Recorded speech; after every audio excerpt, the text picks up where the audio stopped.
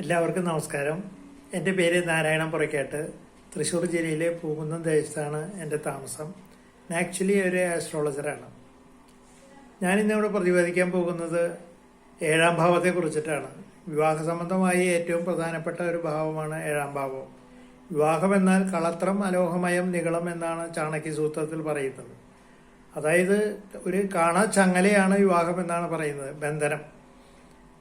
അപ്പോൾ സാധാരണ നിലയ്ക്ക് വിവാഹത്തെ കുറിച്ചിട്ട് പറയുമ്പോൾ വിവാഹം ദൈവത്തിനാൽ നിയോഗിക്കപ്പെടുന്ന ഒരു ചടങ്ങായിട്ടാണ് പറയുന്നത്. ദൈവമാണ് ഇവരെ കൂട്ടിച്ചേർക്കുന്നത് എന്നാണ് സങ്കല്പം. ഹിന്ദു എല്ലാ മതങ്ങളുടെയും സങ്കല്പം അങ്ങനെ തന്നെയാണ്. അപ്പോൾ അതിന് അത്രയും ഇമ്പോർട്ടൻ്റ് ആയിട്ടുള്ളതാണ് വിവാഹം എന്ന് പറയുന്നത്. അതിൻ്റെ 7ാം ഭാവത്തെ കുറിച്ചിട്ടാണ് ഇവിടെ ചർച്ച ചെയ്യാനായിട്ട് ഞാൻ വിചാരിക്കുന്നത്. വളരെ സംക്ഷിപ്തമായിട്ടാണ് ഇവിടെ ഞാൻ അതിനെപ്പറ്റി പറയാൻ ഉദ്ദേശിക്കുന്നത്. ഒരുപാട് കാര്യങ്ങൾ പരത്തി പറയുകയാണെങ്കിൽ ഒരുപാട് സമയം അതിനെടുക്കേണ്ടതായിട്ട് വരും. അത്ര സമയം നമുക്ക് എടുക്കാൻ പറ്റില്ലല്ലോ. അതുകൊണ്ടാണ് ചുരുക്കി പറയാൻ ഉദ്ദേശിക്കുന്നത്. 7ാം ഭാവത്തിൻ്റെ പ്രത്യേകത എന്താണെങ്കിൽ, 7ാം ഭാവത്തിലേക്ക് എല്ലാ നവഗ്രഹങ്ങൾക്കും നേരിട്ട് ദൃഷ്ടിയുള്ളതാണ് 7ാം ഭാവം എന്ന് പറയുന്നത്. അതുകൊണ്ട് തന്നെ അതിൻ്റെ പ്രാധാന്യം നമുക്ക് വ്യക്തമാകുമല്ലോ. പിന്നെ വിവാഹം എന്ന് പറയുമ്പോൾ സ്ത്രീ പുരുഷന്മാർ തമ്മിലുള്ള ഒരു ബന്ധം, ഒരു താലികെട്ട് അല്ലെങ്കിൽ ഒരു ചടങ്ങ് മാത്രമായിട്ട് അതിനെ കാണാൻ കഴിയില്ല. കാരണം പ്രായപൂർത്തിയായ ഒരു പുരുഷനും ഒരു സ്ത്രീയും വിവാഹത്തിൽ ഏർപ്പെടുന്നതോട് കൂടിയിട്ടാണ് അവർ ഭാര്യയും ഭർത്താവുമായി മാറുന്നത്. അതോടുകൂടി തന്നെ പിന്നീട് അവർ അച്ഛനും അമ്മയായി മാറുന്നു. അതുകൂടാതെ അവർ കുടുംബമായി മാറുന്നു. അതുകൂടാതെ അവർ സമൂഹത്തിൻ്റെ ഒരു ഭാഗമായി മാറുന്നു. അപ്പോൾ വലിയൊരു ചടങ്ങാണ് വിവാഹം എന്ന ആ വാക്കുകൊണ്ട് ഉദ്ദേശിക്കുന്നത്. ഈ വിവാഹത്തിനെ കുറിച്ചിട്ട് പറയുമ്പോൾ എന്തുകൊണ്ടാണ് ജാതക ചർച്ച നോക്കുക എന്ന് പറയുന്നത്? 7ാം ഭാവത്തെക്കുറിച്ച് പറയുമ്പോൾ 7ാം ഭാവത്തിന് ചില പ്രത്യേകതകളുണ്ട്. 7ാം ഭാവാധിപൻ, 7ാം ഭാവം, 7ാം ഭാവത്തിലേക്ക് നോക്കുന്ന ഗ്രഹങ്ങൾ, 7ാം ഭാവത്തിൽ സ്ഥിതി ചെയ്യുന്ന ഗ്രഹങ്ങൾ, അതിൻ്റെ അംശകം, അങ്ങനെ മുതലായ കാര്യങ്ങൾ നോക്കിയിട്ടാണ് ഒരു വിവാഹത്തിലെ സ്ത്രീ പുരുഷന്മാരുടെ സ്വഭാവ വൈകൃതങ്ങൾ, സ്വഭാവ രീതികൾ എല്ലാം മനസ്സിലാക്കാനായിട്ട് സാധിക്കുക. അപ്പോൾ ഒരു സ്ത്രീയുടെ അല്ലെങ്കിൽ ഒരു പുരുഷന്റെ 7ാം ഭാവം ഒരു സാത്വിക ഭാവം, ഒരു ശുഭഭാവമാവുക. അതിൽ ആ ഭാവാധിപൻ ശുഭനായിരിക്കുക. അതേപോലെ തന്നെ ആ ഭാവാധിപന്റെ സാന്നിധ്യം ആ ഭാവത്തിനുണ്ടാവുക, അതല്ലെങ്കിൽ അതിന്റെ ദൃഷ്ടി ഉണ്ടാവുക, അതിന്റെ അംശകം ഉണ്ടാവുക എന്നൊക്കെ പറഞ്ഞു കഴിഞ്ഞിട്ടുണ്ടെങ്കിൽ ഈ ദാമ്പത്യത്തിന് കൂടുതൽ ബലമുള്ളതായി തീരുമെന്നാണ് പറയാം. എപ്പോഴും 7ാം ഭാവാധിപന് ബലമുണ്ടെങ്കിൽ മാത്രമാണ് ദാമ്പത്യത്തിന് ബലം കിട്ടുകയുള്ളൂ. പിന്നെ ആ ഭാവത്തിലേക്ക് ശുഭഗ്രഹങ്ങളുടെ ദൃഷ്ടി ഉണ്ടായിരിക്കണം, ശുഭയോഗങ്ങൾ ഉണ്ടായിരിക്കണം. അങ്ങനെയുള്ള കാര്യങ്ങളൊക്കെ വന്നാൽ മാത്രമാണ് വിവാഹത്തിന്റെ ദൃഢത അല്ലെങ്കിൽ ബലം ഉണ്ടാകുള്ളൂ എന്നാണ് പറയുക. 7ാം ഭാവത്തിൽ പാപഗ്രഹങ്ങൾ നിൽക്കുകയോ പാപദൃഷ്ടികൾ ഉണ്ടാവുകയോ ഒക്കെ ചെയ്തു കഴിഞ്ഞിട്ടുണ്ടെങ്കിൽ അവർ വിവാഹത്തിൽ വിരസതകളും ദുഃഖങ്ങളൊക്കെ വന്നു ചേരാനായിട്ടുള്ള സാധ്യതകൾ കൂടുതലാണ് എന്നാണ് പറയുക. അപ്പോൾ വളരെ ശ്രദ്ധയോടുകൂടി കൈകാര്യം ചെയ്യേണ്ടതാണ്. പക്ഷേ എല്ലാ ആൾക്കാരുടെ ജാതകത്തിലും ശുഭഗ്രഹങ്ങളോ ശുഭഭാവങ്ങളോ ഒക്കെ ആയിക്കൊള്ളണമെന്നില്ല. പക്ഷേ അതിനെ മറ്റു സ്ത്രീയുടെ ജാതകത്തിലാണ് അങ്ങനെ പാവന്മാർ നിൽക്കുന്നതെങ്കിൽ അതിനനുസൃതമായ ഒരു ജാതകം, പുരുഷന്റെ ജാതകം മാത്രമാണ് ഇതിനോട് ചേർക്കാൻ പാടുള്ളൂ. അതാണ് ഇതിന്റെ പ്രത്യേകത. അത് നല്ല പണ്ഡിതനായ, നല്ല വിവേകശാലിയായ ഒരു ആസ്ട്രോളജർ അടുത്ത് ചെന്നിട്ട് വേണം ഇത് യോജിക്കുമോ എന്നുള്ളത് നോക്കാനായിട്ട്. ഇങ്ങനെയുള്ള യോജിക്കല്, അതായത് ഒരു സ്ത്രീ എന്ന് പറഞ്ഞാൽ സ്ത്രൈണ സ്വഭാവമുള്ള ഒരു സ്ത്രീയാണോ എന്നുള്ളത് 7ാം ഭാവം നോക്കിക്കഴിഞ്ഞാൽ അറിയാൻ പറ്റും. അല്ലെങ്കിൽ അതിന്റെ ലഗ്നം നോക്കിയാൽ അറിയാൻ പറ്റും. 7ാം ഭാവം ഓജരാശിയായിട്ട് വരികയാണ് എന്ന് വിചാരിക്കുക. 7ാം ഭാവം അല്ലെങ്കിൽ ലഗ്നം ഓജരാശിയായിട്ട് വരികയാണെങ്കിൽ ആ സ്ത്രീ പുരുഷ ലക്ഷണങ്ങളോട് കൂടിയ സ്ത്രീയാണെന്നാണ് പറയുക. അതേപോലെ തന്നെ 7ാം ഭാവത്തിലേക്ക് ശുക്രന്റെ ദൃഷ്ടി ഉണ്ട്. ശുക്രനാണ് വിവാഹകാരകൻ. ശുക്രന്റെ ദൃഷ്ടി ഉണ്ടാവുകയാണെങ്കിൽ ആ വിവാഹത്തിന് മേന്മ കൂടുമെന്നാണ് പറയുക. പിന്നെ അതേപോലെ തന്നെ വ്യാഴം, ചന്ദ്രൻ മുതലായ ശുഭഗ്രഹങ്ങളുടെ ദൃഷ്ടിയോ യോഗമോ ഒക്കെ ഉണ്ടാവുകയാണെങ്കിൽ അവരുടെ വിവാഹ ജീവിതം സമ്പൂർണ്ണ വിജയമായിരിക്കുമെന്നാണ് കണക്കാക്കേണ്ടത്. എന്നാൽ അതേസമയം തന്നെ 7ാം ഭാവത്തിൽ ഭാവദൃഷ്ടി ഉണ്ടാവുക, ഭാവയോഗം ഉണ്ടാവുക, ചൊവ്വ, ശനി, രാഹു, കേതു മുതലായ പാവഗ്രഹങ്ങളുടെ സാന്നിധ്യം ഉണ്ടെങ്കിൽ അത് വളരെ ദോഷകരമായിട്ടാണ് പറയാം. അപ്പോൾ 7ൽ ഒരു ചൊവ്വ നിൽക്കുന്ന ഒരു സ്ത്രീയുടെ ജാതകത്തിലേക്ക് അതിന് വിവാഹം കഴിയുമോ എന്ന് ചോദിച്ചാൽ തീർച്ചയായും കഴിയും.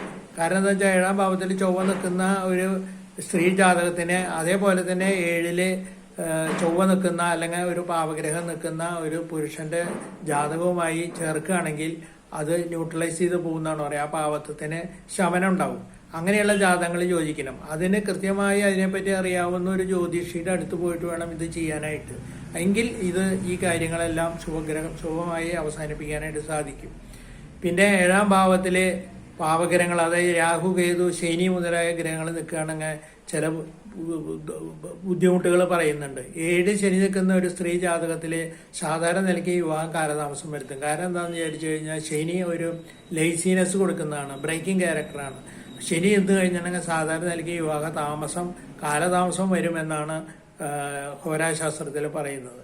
അതേപോലെ തന്നെ അതിൽ ചൊവ്വ നിൽക്കുകയാണെങ്കിൽ ഇതേമാതിരി തന്നെ വിവാഹം നടക്കാൻ വളരെയധികം ബുദ്ധിമുട്ടുകൾ വരുമെന്നാണ് പറയുക. കേതു ആണെങ്കിൽ അതേപോലെ തന്നെ ചൊവ്വയുടെ പോലെ തന്നെ പാപത്വമുള്ള ഒരു ഗ്രഹമായിട്ടാണ് കേതുവിനെയും കണക്കാക്കുന്നത്. 7 രാഹു നിൽക്കുന്ന രാഹു ശനി മുതലായ കോമ്പിനേഷൻ വരികയാണെങ്കിൽ ആ ജാതകയ്ക്ക് സാധാരണ നിലയിൽ ഒരു അറേഞ്ച്ഡ് മാരേജിന് സാധ്യത കുറവാണെന്നാണ് പറയപ്പെടുന്നത്. കാരണം എന്താണെന്ന് വെച്ചാൽ ഈ രാഹു സാധാരണ നിലയ്ക്ക് ഒരു കൺവെൻഷൻ തെറ്റിക്കുന്ന ഒരു ക്യാരക്ടറിന്റെ ഉടമയാണ്. അപ്പൊ സാധാരണ നമ്മൾ സെയിം ജാതിയിൽ നിന്ന് തന്നെ ഒരു വിവാഹം വരാനായിട്ട് സാധ്യത കുറവാണ്. രാഹു ആണെങ്കിൽ ആ സ്ത്രീയുടെ താഴ്ന്ന ജാതിയിൽ നിന്നുള്ള ഒരു പുരുഷനെയായിരിക്കും അവർക്ക് വിവാഹം കഴിക്കാനായിട്ട് സാധിക്കുക.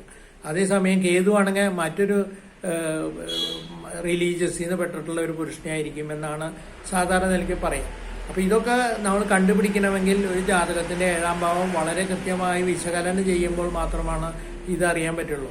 ഇത് വളരെ ചെറുപ്പത്തിലെ തന്നെ പെൺകുട്ടികളുടെയിലും ആൺകുട്ടികളുടെയിലും ഈ ജാതകങ്ങൾ വളരെ ചെറുപ്പത്തിലെ തന്നെ ഇത് പരിശോധനയ്ക്ക് വിധേയമാക്കുകയാണെങ്കിൽ ഈ കുട്ടികളെ മാറ്റങ്ങൾക്ക് വിധേയമാക്കാൻ സാധിക്കും.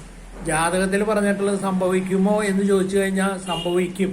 പക്ഷേ എങ്കിൽ അതിനെ മറികടക്കാനായിട്ടുള്ള സാമർഥ്യം നമുക്കുണ്ടാകണം എന്നാണ് പറയുന്നത്. ഒരു ആപ്തവാക്യം, ഇംഗ്ലീഷിൽ ഒരു ആപ്തവാക്യം ഞാൻ പറയാം. Fools obey the planets while wise control them എന്നാണ് പറയുന്നത്. അതായത് വിഡ്ഢികളായ ആൾക്കാർ, അത് ബുദ്ധി കുറവുള്ള ആൾക്കാർ സാധാരണ നിലയ്ക്ക് ജാതകത്തിൽ അങ്ങനെയാണ് പറഞ്ഞിരിക്കുന്നത്. അപ്പോൾ അത് സംഭവിക്കുമോ, ഞാനത് സ്വീകരിക്കാമെന്ന് തയ്യാറായിരിക്കും. അതേസമയം ബുദ്ധിയുള്ള ഒരാൾ, വിവേകവും വിജ്ഞാനമുള്ള ഒരാൾ എന്താ ചെയ്യുക, ആ പ്ലാനറ്റിനെ കൺട്രോൾ ചെയ്യുന്നതാണ് പറയുക. അതിനെ മറികടക്കും. അപ്പോൾ മറികടക്കാൻ സാധിക്കും എന്നുള്ളത് വളരെ ഉത്തമപ്പെട്ട ഒരു കാര്യമാണ്. അപ്പോൾ അതുകൊണ്ട് തന്നെ ഇത്തരം കാര്യങ്ങൾ വളരെ ചെറുപ്പത്തിലെ തന്നെ അറിഞ്ഞിരിക്കുകയാണെങ്കിൽ, മാതാപിതാക്കൾ കുട്ടികളുടെ ജാതകം നോക്കി അറിഞ്ഞിരിക്കുകയാണെങ്കിൽ ഇതിനെ മറികടക്കാനായിട്ട് സാധിക്കും. അതുകൊണ്ടാണ് ഇടയ്ക്ക് കുട്ടികളുടെ ജാതകങ്ങൾ അവർ പ്രായപൂർത്തിയാവുന്നതിന് മുമ്പ് തന്നെ ഒന്ന് നോക്കി വെക്കണം എന്ന് പറയുന്നതിന്റെ കാരണം ഇതാണ്. കുട്ടികൾ വഴിതെറ്റി പോകാനായിട്ടുള്ള സാധ്യത ഉണ്ടെങ്കിൽ അത് മനസ്സിലാക്കി കഴിഞ്ഞാൽ അതിനെ മറികടക്കാനായിട്ടുള്ള കാര്യങ്ങൾ നമ്മൾ കാലേ കൂട്ടി തന്നെ കരുതലോടുകൂടി കുട്ടികളെ നിയന്ത്രിക്കുകയാണെങ്കിൽ നമുക്ക് കുട്ടികൾക്ക് ദോഷങ്ങളൊന്നും ഇല്ലാതെ തന്നെ അവരെ ഒരു ദാമ്പത്യ ജീവിതത്തിലേക്ക് എത്തിക്കാനായിട്ട് സാധിക്കും. അത് നമ്മൾ മനസ്സിലാക്കിക്കൊണ്ടായിരിക്കണം. ഈ ജാതകം എന്ന് പറയുന്നത് സത്യത്തിൽ ഒരു ഇൻഡിക്കേറ്റർ മാത്രമാണ്. സാധാരണ നിലയിൽ ഒരു ഇൻഡിക്കേറ്ററാണ്. അതായത് നമ്മൾ ഒരു വഴിക്ക് പോകുമ്പോൾ ഒരു അറിയാത്തൊരു യാത്ര നടക്കുകയാണെങ്കിൽ, അറിയാത്തൊരു സ്ഥലത്തേക്ക് യാത്ര നടക്കുകയാണെങ്കിൽ ഒരു ദിശാസൂചകങ്ങൾ കാണുകയാണെങ്കിൽ നമുക്ക് ആ വഴികൾ കണ്ടുപിടിച്ച് പോകാനായിട്ട് സാധിക്കും. എന്ന പോലെ തന്നെ ഇൻഡിക്കേറ്റർ മാത്രമാണ് ഇത്. കുട്ടികൾക്ക് വിദ്യാഭ്യാസത്തിൽ എപ്പോഴാണോ പ്രശ്നങ്ങൾ വരുന്നത്, ഇത്തരം കാര്യങ്ങളൊക്കെ നമുക്ക് ഈ ജാതകം നോക്കിക്കഴിഞ്ഞാൽ അറിയാൻ കഴിയും. അപ്പോൾ അതുകൊണ്ട് തന്നെയാണ് 7ാം ഭാവത്തിന്റെ പ്രത്യേകതകൾ ഉണ്ട് എന്ന് പറയാനായിട്ടുള്ള കാരണം. 7ാം ഭാവം വളരെ സുദീർഘമായി കൈകാര്യം ചെയ്യേണ്ട ഒരു ഭാവമാണ്. 7ാം ഭാവത്തിലെ 7ാം ഭാവാധിപൻ അഷ്ടമത്തിലെ പോവുക, അത് പാവിയായി തീരുക, 9 ശുഭഗ്രഹങ്ങളില്ലാതെയൊക്കെ വന്നു കഴിഞ്ഞിട്ടുണ്ടെങ്കിൽ പുനർഭു എന്നൊരു യോഗം പറയേണ്ടി വരും. പുനർഭു എന്ന് പറഞ്ഞാൽ രണ്ടാമതുള്ളൊരു വിവാഹം കഴിക്കേണ്ടി വരും എന്നാണ് പറയുക. അതിനും നമുക്ക് ഈ കാലേ കൂട്ടി തന്നെ അതിന് ഉപയുക്തമായ ജാതകങ്ങൾ തന്നെ ചേർച്ചയോടുകൂടി ചെയ്യുകയാണെങ്കിൽ തന്നെ അതിനെ മറികടക്കാനായിട്ട് സാധിക്കും. അത് നമ്മൾ കാലേ കൂട്ടി തന്നെ നോക്കി കണ്ടുപിടിച്ച് നമ്മൾ ഈ കുട്ടികളെ നിയന്ത്രിക്കണം. അതാണ് വേണ്ടത്. അപ്പോൾ 7ാം ഭാവം എന്തുകൊണ്ടും പ്രാധാന്യം അർഹിക്കുന്നതാണ് എന്ന് മാത്രമാണ് ഇവിടെ പറയാനുള്ളത്. അപ്പോൾ എന്തുകൊണ്ടാണ് ജാതക ചേർച്ച എന്ന് പറഞ്ഞു കഴിഞ്ഞാൽ പൊരുത്തം നോക്കിയിട്ടാണ് വിവാഹം കഴിക്കുക. പൊരുത്തം എന്ന് പറഞ്ഞാൽ 10 പൊരുത്തമാണ്. ആ 10 പൊരുത്തത്തിൽ 5ൽ കൂടുതൽ വന്നു കഴിഞ്ഞാൽ ഉത്തമത്തിൽ പൊരുത്തം ചേർച്ചയുണ്ടെന്നാണ് പറയുക. അതിൽ തന്നെ വളരെ ഇമ്പോർട്ടൻ്റ് 10 പൊരുത്തത്തിൽ അതിൽ പ്രാധാന്യം അർഹിക്കുന്ന 3-4 പൊരുത്തങ്ങളുണ്ട്. രാശിയാധിപ, അതേപോലെ തന്നെ യോനി, ഗണപ്പൊരുത്തം, ഇതൊക്കെ വളരെ ഇമ്പോർട്ടൻ്റ് ആയിട്ടുള്ളതാണ്. ആ പൊരുത്തങ്ങൾ ഉണ്ടെങ്കിൽ തന്നെ മറ്റു പൊരുത്തങ്ങൾ കുറവായാലും നമുക്ക് എടുക്കാവുന്നതാണ്. പിന്നെ അതിൽ തന്നെ വിശിഷ്ടിയായിട്ടുള്ള ചില പൊരുത്തങ്ങൾ, സമസപ്തമം എന്ന് പറയും, മാഹേന്ദ്ര പൊരുത്തം ഉണ്ടെങ്കിൽ തന്നെ ചില പൊരുത്തങ്ങളില്ലെങ്കിൽ അതിന് ഉപാധിയായിട്ട് എടുക്കാവുന്നതാണ് മാഹേന്ദ്ര പൊരുത്തം. അങ്ങനെ ചില പൊരുത്തങ്ങൾ പറയുന്നുണ്ട്. അപ്പോൾ ഈ പൊരുത്തങ്ങളൊക്കെ നോക്കി അതേപോലെ തന്നെ പാപസാമ്യം നോക്കണം. അതായത് സ്ത്രീയുടെ 7, 8 അതേപോലെ തന്നെ പുരുഷന്റെ 7 പാപന്മാർ തമ്മിലുള്ള സാമ്യങ്ങൾ പരിശോധിച്ചതിനൊക്കെ വിധേയമാക്കിയതിന് ശേഷം മാത്രമാണ് ഈ ജാതകങ്ങൾ യോജിപ്പിക്കുള്ളൂ. പിന്നെ ദശാസന്ധികൾ നോക്കണം. അതായത് പുരുഷനും സ്ത്രീക്കും ഒരേ സമയം 1 വർഷത്തിനുള്ളിൽ എന്നാ പറയാ ദശകൾ മാറുന്നുണ്ടെങ്കിൽ ആ സമയം മരണതുല്യമായ കാര്യങ്ങൾ സംഭവിക്കുമെന്നാണ് പറയുന്നത്. അപ്പൊ അതുകൊണ്ട് തന്നെ അത്തരം കാര്യങ്ങൾ ഉണ്ടോ എന്ന് നോക്കണം. ഇപ്പൊ സാധാരണ നിലയ്ക്ക് അത് 1 വർഷത്തിനുള്ളത് 6 മാസമാക്കിയിട്ടും നമ്മൾ എടുക്കുന്നുണ്ട്. അതിന് ശേഷം പരിഹാരങ്ങൾ ചെയ്താൽ മതി എന്നാണ് പറയുന്നത്. അതും നോക്കേണ്ടതുണ്ട്. അതേപോലെ തന്നെ ദശാസന്ധി നോക്കിക്കഴിഞ്ഞാൽ അതേപോലെ തന്നെ കുജദോഷം നോക്കണം. ഇതൊക്കെ നോക്കിയിട്ട് വേണം നമുക്ക് ഒരു വിവാഹത്തിലേക്കായിട്ട് ഒരു സ്ത്രീ പുരുഷന്മാരുടെ ജാതകങ്ങൾ എത്തിക്കാനായിട്ട്. അപ്പോൾ ഇത്തരം കാര്യങ്ങൾ നോക്കാനായിട്ടാണ് ജാതകത്തിന്റെ 7ാം ഭാവത്തെ കുറിച്ചിട്ട് ഇവിടെ പ്രതിപാദിക്കാനായിട്ട് ഉദ്ദേശിച്ചത്.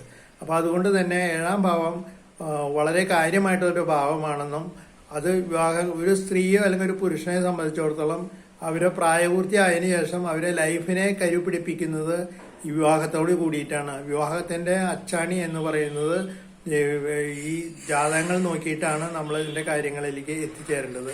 ഒരുപാട് കാര്യങ്ങൾ അതിന് പ്രസക്തമായ കാര്യങ്ങളുണ്ട്. അപ്പൊ അതുകൊണ്ടാണ് ഇത്തരം കാര്യങ്ങളെ കുറിച്ചുള്ള ചർച്ച അവിടെ നടത്താനായിട്ട് ഞാൻ തീരുമാനിച്ചത്. ഇനി അടുത്ത ഭാവത്തെ കുറിച്ചിട്ട് പിന്നീട് വിശദീകരിക്കുന്നതായിരിക്കും. എല്ലാവർക്കും നമസ്കാരം.